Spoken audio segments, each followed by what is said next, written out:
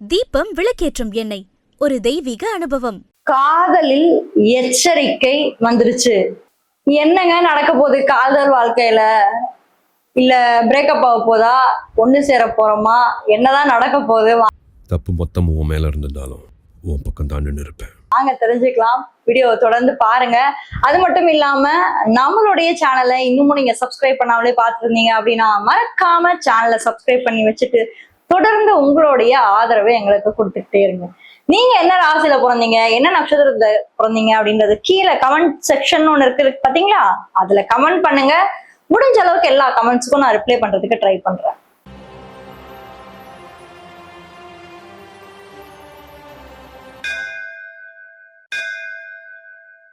விருச்சக ராசி காலச்சக்கரத்துடைய 8வது ஒரு ராசி, மறைவு ராசி, மறைவு ஸ்தானம். இது எல்லாருக்குமே தெரிஞ்ச ஒரு விஷயம் தான். ஆனா அதை விட ஒரு முக்கியமான ஒரு விஷயம் என்ன தெரியுங்களா? 8ஆம் வீடு அப்படின்றது சனியோட பிடியில இருக்கு. யாருக்கு தெரியும்? உங்களுக்கு தெரியுமா? தெரியல. உங்களுக்கு தெரியுமான்றது எனக்கு தெரியல, இருந்தாலும் சொல்றேன், கேட்டுக்கோங்க. ஏன்னா இந்த சனி வக்ர பயிற்சியை பத்தி தான் நம்ம பேசிட்டு இருக்கோம். 138 நாட்கள் என்ன நடக்க போகுது. சனி பகவான் வக்ரமாக போறாரு மீன ராசியில. பட் 8ஆம் வீடு, காலச்சக்கரத்துடைய 8ஆம் வீடு சனியின் பிடியில தான் இருக்கு அப்படின்னா அது மிகையாகாது. ஏன்னா இது பாருங்க, ஒரு மனிதனுடைய பிறப்பு, இறப்பு, கஷ்டம், துன்பம், ரீபர்த்ன்னு சொல்லுவாங்க, டிரான்ஸ்ஃபர்மேஷன் சொல்லுவாங்க, மாற்றங்கள் சொல்லுவாங்க, அச்சம்னு சொல்லுவாங்க, பயம்னு சொல்லுவாங்க. அதே மாதிரி மறைவு விஷயங்கள் எல்லாத்தையும் வெளியே கொண்டு வரக்கூடிய ஒரு மறைவு ஸ்தானமானது இந்த ஒரு 8ஆம் வீடு. இது சனியோட ஆதிக்கத்துல இருக்கக்கூடிய வீடு. இது நிறைய பேருக்கு தெரியாது. சனியோட ஆதிக்கத்துல இருக்கக்கூடிய வீடு தான் இந்த 8ஆம் வீடு விருச்சகம். இது என்னதான் செவ்வாயோட ஆதிக்கத்துல இருந்தாலும் அவரு தான் இந்த வீட்டோட ஓனர் தான். நான் அதெல்லாம் ஏதோ சொல்ல வரல. பட் ஆதிக்க கிரகமானது சனி பகவான் தான். இந்த சனி பகவான் என்ன பண்றாரு? உங்க ராசியில இருந்து எங்க இருக்காரு? 5ஆம் வீட்டுல இருந்து வக்ரமாக போறாருங்க. அதுவும் 1 இல்ல 2 இல்ல 138 நாட்கள். 5ஆம் இடம் என்பது என்னதுங்க? காதல், காதல், லவ், ரொமான்ஸ், உங்களுடைய கிரியேட்டிவிட்டி, உங்களுடைய குழந்தைகள் ஸ்தானம், சில்ட்ரன்ஸ், இது எல்லாமே பாக்யஸ்தானம் சொல்லுவாங்க. சோ இந்த சனி பகவானுடைய பார்வைகள் எங்கெல்லாம் விழுது, இந்த சனி பகவானோட பார்வையை வச்சுதான் நம்ம கனெக்ட் பண்ண முடியும். ஓகே, இதெல்லாம் நடக்கிறதுக்கு வாய்ப்பு இருக்கு அப்படின்னு சொல்லிட்டு. சோ சனி பகவானோட பார்வை எங்கெங்கெல்லாம் விழுதுன்னு பாத்தீங்கன்னா, உங்களுடைய ராசியில இருந்து 7ஆம் வீட்டுக்கு விழுது, ராசியில இருந்து 11ஆம் வீட்டுக்கு விழுது, ராசியில இருந்து 2ஆம் வீட்டுக்கு விழுது.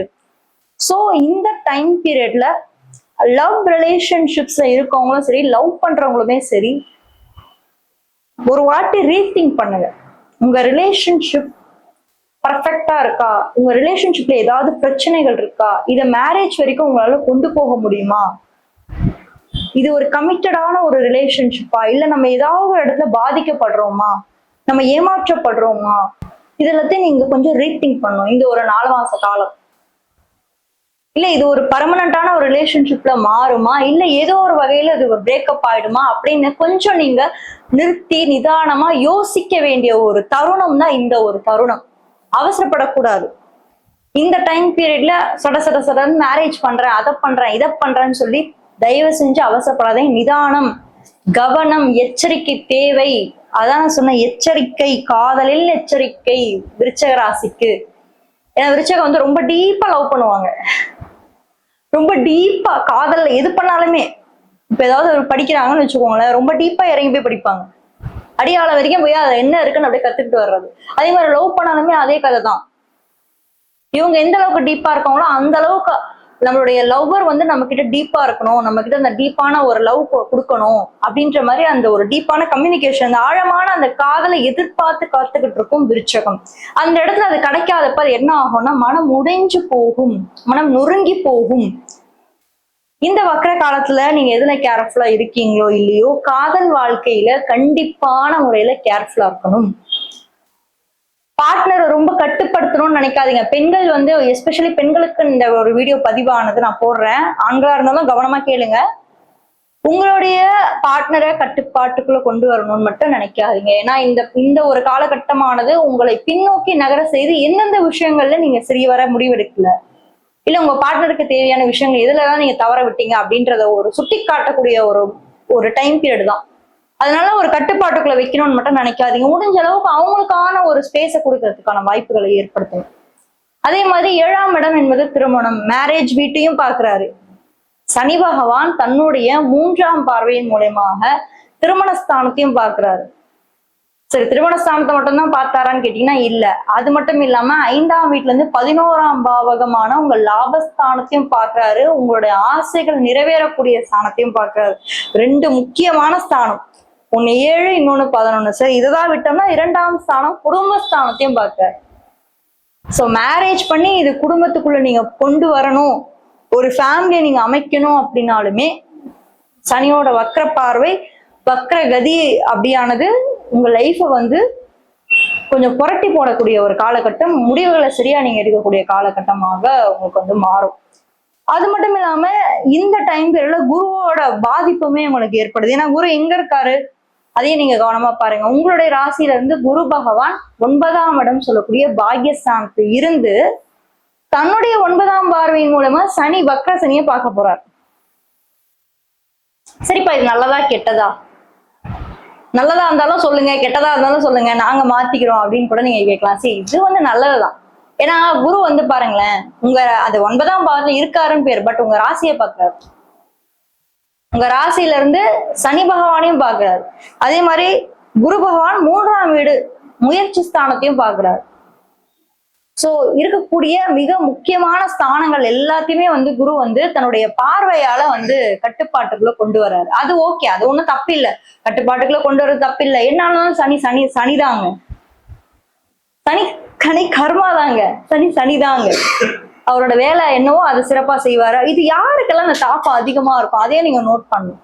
எல்லாருக்கும் அந்த தாக்கம் அதிகமா இருக்காது, புரியுதுங்களா? குறிப்பிட்டு நான் சொல்லணும் அப்படின்னா ஒரு 20 வயசுல இருந்து 35 வயசு இருக்கவங்களுக்கு இந்த தாக்கம் நிச்சயமாக அதிகமா இருக்கும். உங்க நண்பர்களா இருக்கலாம், இல்ல உங்க ரிலேட்டிவா இருக்கலாம், ஏன் இந்த வீடியோ பாக்குற நீங்களே கூட இருக்கலாம். இந்த 20 வயசுல இருந்து 30 வயசு வயதுனருக்கு நிச்சயமாக இதோட தாக்கம் வந்து அதிக அளவுல இருக்கும்.